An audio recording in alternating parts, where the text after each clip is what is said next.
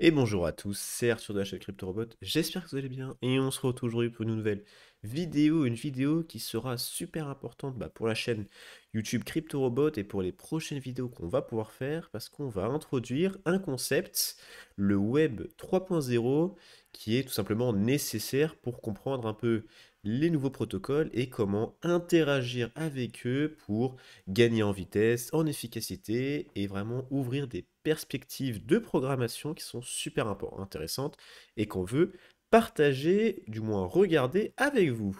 On va commencer avec une brève introduction au Web 3.0, du moins l'idée derrière le Web 3.0, et après on va un peu décaler sur la partie programmation, ce qui nous intéresse réellement. Bon, avant le Web 3.0, on avait le Web 1.0. Tout simplement, le Web 1.0, c'était le tout début, c'était tout simplement les serveurs qui envoyaient des informations des sites web aux utilisateurs, donc ça pouvait être nous, c'était à l'époque, mais les sites web étaient un peu figés. On ne pouvait pas faire grand-chose, on ne pouvait pas nous envoyer de la data jusqu'au serveur pour pouvoir faire de l'update ou des choses comme ça, c'était plus de l'information figée dans des sites figés. Par exemple, des journalistes qui veulent faire passer des articles. Sur le web 1.0, c'était possible, juste il n'y avait pas d'interaction avec l'utilisateur pour les journalistes ou le serveur. Bon, il y avait un petit problème, c'était cette histoire d'interaction entre l'utilisateur et les serveurs, les sites internet, les applications centralisées. Et donc est venu le web 2.0 où là, on avait un peu ce même principe, on avait des sites internet, mais dans cette partie-là, c'est les utilisateurs qui créent le contenu.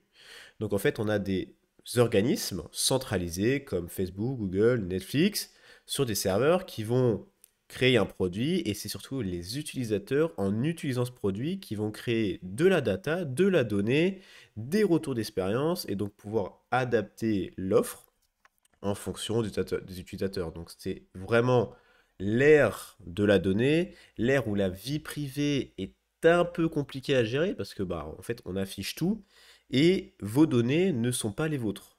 Vos données sont possédées par des grands géants centralisés qui peuvent après les revendre pour pouvoir vous cibler avec de la publicité. C'est l'Internet qu'on connaît aujourd'hui, tout simplement. C'est Internet qui s'est développé parce qu'il est extrêmement utile, mais bien évidemment, il y a certaines contraintes avec la vie privée, tout est centralisé, donc c'est vraiment, il y a une prédominance, une dominance du marché par certaines entités qui posent problème.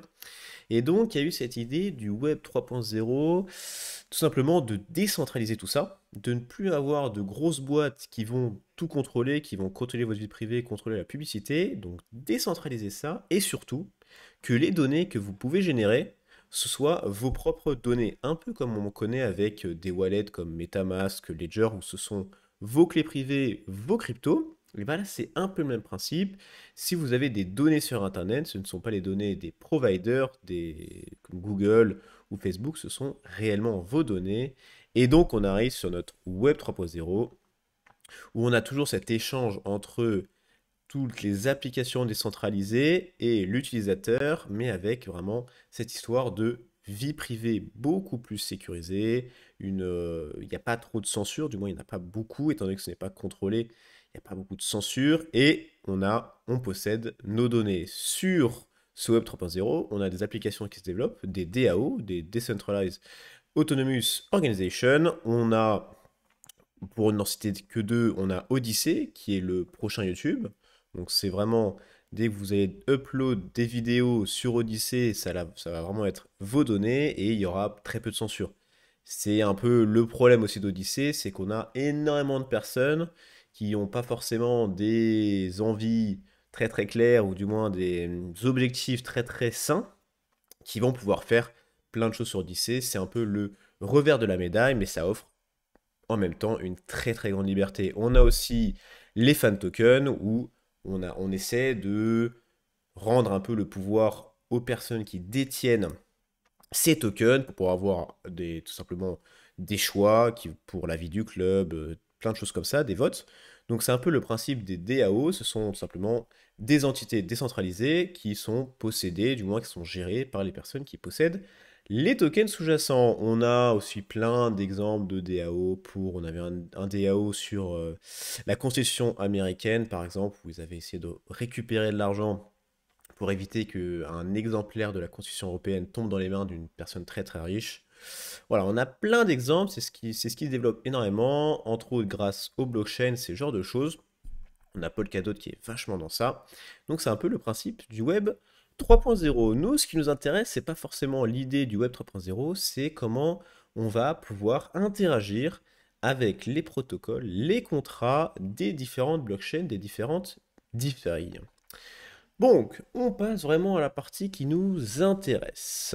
Déjà, pour parler d'interaction avec les contrats des différentes blockchains, on va devoir coder, bien évidemment, comme on fait d'habitude sur la chaîne CryptoRobot. On a deux langages prioritaires, majoritaires du moins. On a d'un côté Python, qu'on utilise depuis le début de la chaîne CryptoRobot. Ça marche très très bien pour faire des bots de trading ou plein d'autres choses. Et on a JSON, JavaScript. Le problème de Python sur de l'interaction avec du contrat, c'est qu'on va devoir implémenter de l'asynchrone, ce qui n'est pas forcément super pratique avec du Python, parce que ça n'a pas forcément été fait pour. A contrario, de JavaScript, qui là est vraiment build pour ça. Donc, si vous allez dans les prochains codes qu'on fera, où on va interagir avec les contrats des différents protocoles, on va surtout coder en JavaScript. C'est beaucoup plus adapté, c'est beaucoup plus rapide. Pour les applications qu'on va voir juste après, on va coder en JavaScript. Bon, là, c'est peut-être un peu flou pour vous. Qu'est-ce qu'on va pouvoir faire pour interagir avec les contrats et tout simplement à quoi ça sert? J'ai envie de vous donner quelques exemples. Je vais prendre l'exemple des échangeurs décentralisés. Donc là, je vous ai mis PancakeSwap, TraderJoe, SpookySwap sur Phantom et Uniswap pour Ethereum ou les layers d'Ethereum. Soit, si vous voulez faire des opérations sur ces échangeurs décentralisés, vous pouvez très bien passer par votre MetaMask ou toute autre wallet. Vous allez avoir une interface graphique, vous allez devoir valider les transactions, potentiellement ajuster votre slippage, vos gaz, donc ça va prendre du temps. Ça prend du temps parce que c'est pas du tout automatisé. On aura toute cette partie de chargement de l'interface graphique qui pose problème. Et même pour récupérer les informations, si vous le faites à la mano, ça va pas être facile. Si vous cherchez des informations sur les prix pour faire par exemple de l'arbitrage sur les échangeurs décentralisés, si vous regardez à l'œil, c'est très très compliqué. Donc là, ce qui nous intéresse, c'est vraiment de passer outre cette interface graphique de MetaMask et de vraiment automatiser toute la recherche et toutes les transactions qu'on peut avoir sur les différents contrats. Pour ce faire, on va avoir besoin de deux packages. Un des deux, c'est comme vous choisissez. Il y en a un qui est le web3.js et l'autre c'est le package Ether. Ces deux packages vont avoir des fonctions à l'intérieur qui vont nous permettre d'interagir avec des contrats. Donc tout simplement, par exemple, vous voulez acheter un token sur TraderJoe par exemple, soit vous passez par MetaMask, soit vous avez fait un code en JavaScript. Dans le cas, nous on en a un et je vais vous le présenter dimanche, on en a un avec la librairie Ethers, et ben vous allez juste rentrer l'adresse du contrat et ça va vous l'acheter automatiquement parce que vous avez déjà réglé le CPL, vous avez déjà réglé les web, vous avez déjà réglé le montant que vous allez vouloir acheter, donc ça va être beaucoup plus rapide. Vous allez pouvoir faire des choses qui ne sont pas forcément apportées d'une personne lambda, et c'est vraiment ça l'avantage de pouvoir interagir directement avec les contrats. Pour faire ça aussi, on a besoin d'un node. Donc sur ces différentes blockchains, il y a des nodes publics, vous allez vous brancher dessus tout simplement. Si vous voulez, vous pouvez créer vos propres nodes. Le problème, c'est que vous allez devoir les héberger, donc ça va vous coûter de l'argent parce que c'est quand même beaucoup de données, hein. Il y a la blockchain qui est dessus quand même.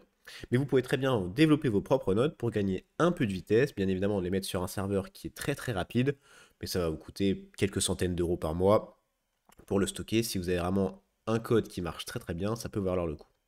Donc, l'idée du Web3, du moins des packages Web3, c'est de pouvoir interagir avec les contrats des différents protocoles de la DeFi. Et je vais vous lister quelques utilités qu'on peut avoir et surtout ce qu'on va vous présenter sur la chaîne CryptoRobot dans les prochains jours, prochaines semaines, prochains mois. Donc là, je vous ai listé quatre utilités possibles. Il y en a bien évidemment beaucoup plus, mais c'est ce qu'on a prévu de vous présenter assez rapidement. Le premier que je vais vous présenter dimanche, C'est une vidéo qui va se baser sur la BSC, sur PancakeSwap, qui va vous permettre de faire de l'achat-revente d'un token. Vous allez juste avoir besoin de rentrer l'adresse du token que je voulais acheter dans votre invite de commande. Cliquez Entrée, ça va vous faire votre transaction sans passer par l'interface graphique. Ça va être beaucoup plus rapide. Vous allez potentiellement gagner du temps. Si vous voulez acheter un token dès sa sortie, ça peut vous faire gagner quelques secondes qui vont permettre d'acheter un peu plus bas et de multiplier vos gains. Deuxième utilité qu'on va vous présenter, je pense, dans quelques semaines, c'est l'arbitrage. Donc bien évidemment, l'arbitrage, c'est extrêmement dur. Et l'arbitrage sur crypto, ça ne peut pas être fait à l'œil, ou du moins, il faut vraiment avoir une chance énorme pour opérer un arbitrage, parce que ça dure que très peu de temps, il n'y en a pas énormément. Après, on a les flash loans, donc c'est des emprunts instantanés sur les différents protocoles de la DeFi. Et quand je dis scan, c'est le scan de mempool. Donc c'est tout simplement scanner toutes les transactions en cours pour pouvoir potentiellement front-run une transaction, donc prendre du profit sans prendre trop de risques, un peu comme de l'arbitrage. Donc c'est un peu ce qu'on prévoit de faire dans les prochains jours, prochaines semaines. Bon, je vous ai un peu parlé du Web3, d'où ça vient, un peu des packages Web3, comment on va coder Web3 dans les prochaines vidéos sur CryptoRobot, un peu les utilités qu'on va avoir.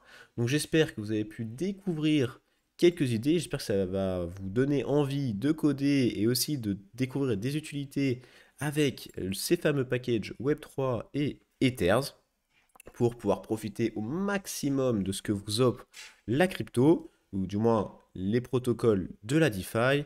Vraiment, si vous voulez, il y a énormément d'opportunités, pour être tout à fait honnête. Des fois, il y a un protocole, on ne s'en rend pas forcément compte, mais si on arrive à trouver une petite idée d'automatisation avec ces fameux packages, ça peut vraiment faire des beaux gains et de toute façon professionnaliser votre approche de la crypto. Cette vidéo était assez courte. On revient dimanche pour la prochaine vidéo sur l'achat-revente directement avec un code open source et gratuit, bien évidemment comme on a l'habitude sur la chaîne YouTube CryptoRobot. Si vous avez aimé la vidéo, n'hésitez pas à lâcher un like, à vous abonner si ce n'est pas déjà fait. Et pour ma part, on se retrouve très bientôt pour une prochaine vidéo. À toutes.